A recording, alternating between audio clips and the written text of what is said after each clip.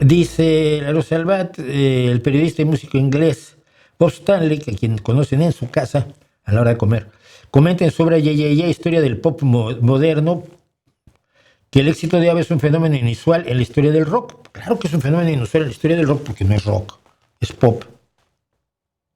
¿Es pop? Entonces, ¿concuerdas con esta opinión? No. ¿Cuál sería tu top 5 de canciones favoritas de ABBA? Ninguna, no me gustaba ABBA. He hecho bromas con Dancing Queen, ¿no? Que es la más conocida de ellos. Pero a mí ABBA siempre me pareció absolutamente repelente y repulsivo. Memo, bobo, simplón, flojo, carente de dimensión. Sí se podía bailar, y bailías Waterloo, pero nada más, ¿no? Y eso cuando bailaba yo, cada vez bailo menos. No porque no me guste, sino porque no tengo oportunidades de bailar. Pero, vamos, no tengo canciones favoritas de ABBA, no me gusta ABBA. Me parece un fenómeno sociológicamente muy interesante, eso sí, sin duda, ¿no? ¿Le gusta la música de Donovan? Lo poquito que hay, sí. Sí me gustaba Donovan. Me gustaba mucho Mellow Yellow, me gustaba mucho Sunshine Superman y sobre todo Atlantis, fíjate. Atlantis la llegamos a poner en guitarra. Way Down Below the Ocean, Where I Wanna Be.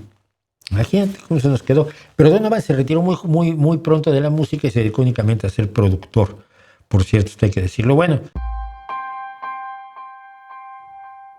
samplearon primitivamente porque usaron loops de cinta en Tomorrow Never Knows. No, loops de cinta usaron en varias ocasiones. Bueno, si lo puedes llamar sampleo, sí.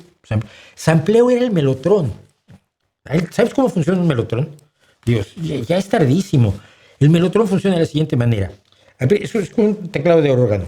Aprietas una tecla y una pequeña reproductora de grabadora reproduce un trocito de cinta en loop con el sonido que quieres en el melotrón.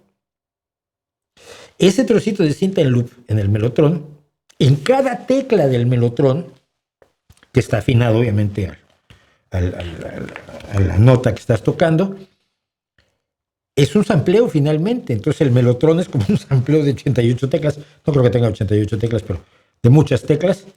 Es como funciona el melotrón. O sea, usaron todo lo que estaba a su alcance y ponían las cosas al revés y aceleraban y ralentizaban. ¿Y qué?